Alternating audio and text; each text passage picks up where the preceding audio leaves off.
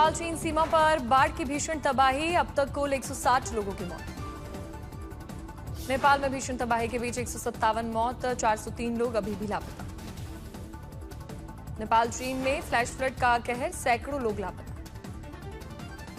हिमालय क्षेत्र में बाढ़ से भारी तबाही, मौत का आंकड़ा बढ़ने की आशंका।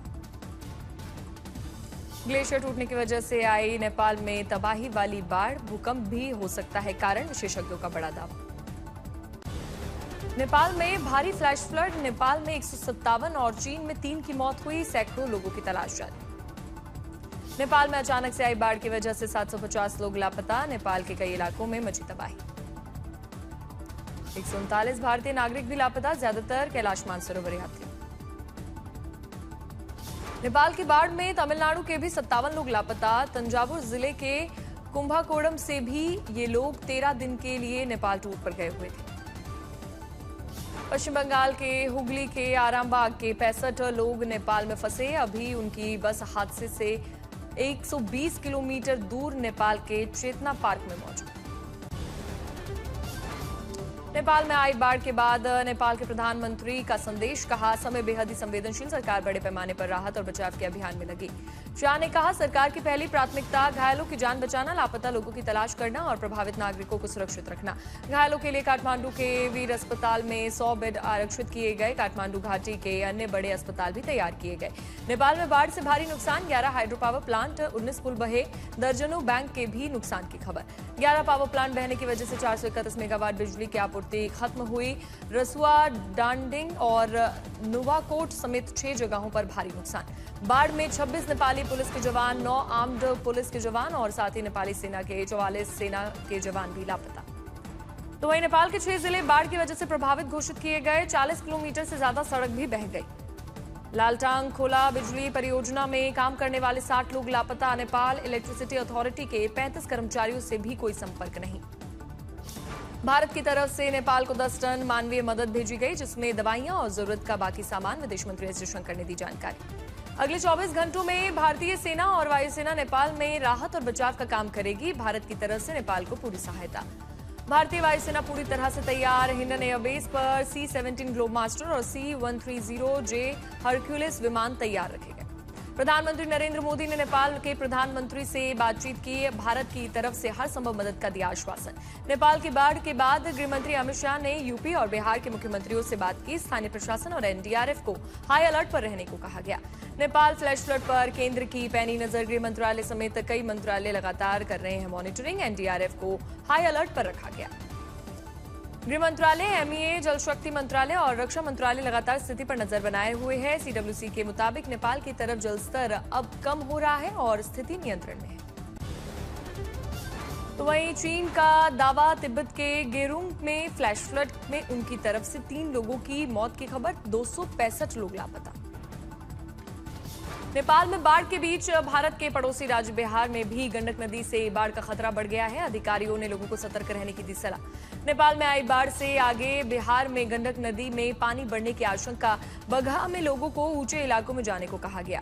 वाल्मीकि नगर गंडक बैराज से 86,000 क्यूसेक पानी का डिस्चार्ज। गंडक बैराज के सभी 36 गेट खोले गए। टेक्निकल टीम ने गंडक बैराज का मोर्चा संभाला।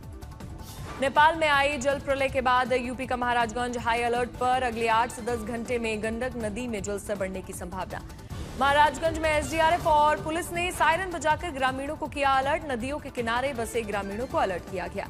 नेपाल में ग्लेशियर टूटने की वजह से कुशीनगर से बहने वाली नारायणी नदी में जलस्तर में भारी वृद्धि होने की संभावना। तटीय इलाकों में जल प्रलय का खतरा। संभावित बाढ़ की आशंका को देखते हुए कुशीनगर जिला प्रशासन भी अलर्ट मोड पर। संबंधित विभागों के खतरे से निपटने के लिए तैयार रहने का निर्देश। नेपाल में बाढ़ के बाद एसएसबी ने 11 आरआरटी टीमों को अलर्ट किया। 7 और टीमें स्टैंड बाय पर रखी गई। सशस्त्र सीमा बल की टीम बचाव, राहत और आपातकालीन स्थिति से निपटने में कामों में राज्य सरकार और साथ ही स्थानीय प्रशासन की मदद करने के लिए तैयार। गंडक नदी को लेकर प्रशासन सतर्क। वाल्मीकि नगर बैराज पर बढ़ाई गई निगरानी।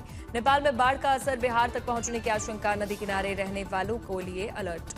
वाल्मीकि नगर बैराज पर प्रशासन की नजर। गंडक का पानी खतरे के नीचे पहुंचा। वहीं नेपाल में भीषण बाढ़ की तबाही। त्रिशूली नदी किनारे मलबे में तब्दील हुए घर। ड्रोन फुटेज में दिखी नेपाल बाढ़ की भयावह तस्वीर। त्रिशूली नदी के किनारे भारी तबाही। नेपाल में बाढ़ प्रभावितों का रेस्क्यू ऑपरेशन, वहीं सेना और निजी हेलीकॉप्टर्स की मदद से अभियान को बचा। भूतकोशी नदी की बाढ़ में घायल और कमजोर नागरिकों को हेलीकॉप्टर से रेस्क्यू। रसुवा और नुवाकोट में राहत कैंप तैयार किए गए। घायलों का प्राथमिक उपचार होगा। नेपाल बाढ़ सेना की बैरकों में बनाए जाएंगे मेडिकल कैंप, वहीं घायलों को मिलेगी तत्काल मदद। बाढ़ प्रभावित इलाकों में राहत सामग्री भेजना शुरू, सेना के जरिए पहुंचाई जा रही है मदद। नेपाल में भीषण बाढ़ के बाद अमेरिकियों के लिए अमेरिकी दूतावास ने जारी की सुरक्षा सलाह। अमेरिकियों की मदद के लिए 24/7 हेल्पलाइन सक्रिय। नेपाल में भीषण बाढ़ में तबाही, यूएन प्रमुख गुटेरेस ने जताया दुख। बाढ़ प्रभावितों के साथ खड़े हैं हम, एंटोनियो गुटेरेस ने कहा। वहीं नेपाल में यूएन राहत टीमों ने संभाला मोर्चा। नेपाल बाढ़ में कई लोगों की मौत, सैकड़ों लापता। संयुक्त राष्ट्र ने राहत अभियान तेज किया। रासुवगाड़ी में बाढ़ की तबाही, कोलकाता के 32 यात्रियों का कोई भी पता नहीं चल पाया। पीएम मोदी आज खेलो इंडिया डायलॉग में युवाओं से करेंगे संवाद। खेल और राष्ट्र निर्माण पर होगी चर्चा। हर जिले के 2 कॉलेज के युवा होंगे शामिल। खेल, फिटनेस और नागरिक जिम्मेदारी पर रखेंगे अपने विचार। ओलंपिक सपनों से विकसित भारत तक खेलो इंडिया डायलॉग में 5 प्रमुख विषयों पर होगा युवा संवाद। खेल प्रतिभाओं को बढ़ावा देने के साथ ही नशा मुक्त युवा अभियान पर भी फोकस। एथलीट्स के सीधे बातचीत करेंगे युवा। नेशनल स्पोर्ट्स डे 2026 के तहत होगा खेलो इंडिया डायलॉग। माय भारत के जरिए देश भर में जुटेंगे युवा। प्याज की बढ़ती कीमतों पर सरकार का बड़ा कदम, दिल्ली पहुंचेगी कांदा एक्सप्रेस। वहीं नासिक से दिल्ली रवाना हुई कांदा एक्सप्रेस 840 एमटी की जगह सिर्फ 450 एमटी प्याज। सरकारी भंडार का 60 से 70% प्याज खराब होने का दावा, सप्लाई पर उठे सवाल। प्याज की कीमतों में 59% उछाल के बीच 5 शहरों के लिए भेजी गई कांदा एक्सप्रेस ट्रेन। दिल्ली के आदर्श नगर पहुंची कांदा एक्सप्रेस। प्याज की कीमतों पर काबू पाने की कोशिश। न्यूयॉर्क में आरएसएस प्रमुख मोहन भागवत के कार्यक्रम पर विवाद हुआ। मेयर जोहरान ममदानी बोले, मैं समर्थन नहीं करता। 29 अगस्त को न्यूयॉर्क में मोहन भागवत का कार्यक्रम, ममदानी ने जताई असहमति। पंजाब में 2027 विधानसभा चुनाव से पहले रियासी हलचल, कर्मचारी पेंशनर्स ने आज महाबंद का किया ऐलान।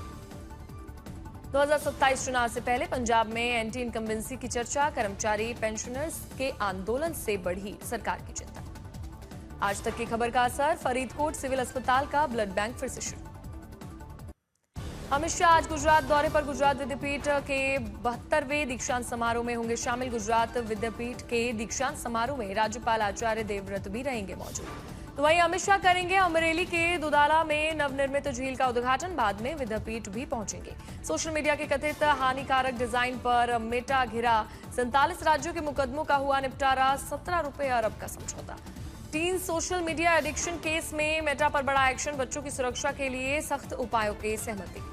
ओडिशा में सेवा संकल्प अभियान को लेकर अहम बैठक। सीएम मोहन चरण मांझी और बीजेपी प्रदेश अध्यक्ष मनमोहन सामल शामिल हुए।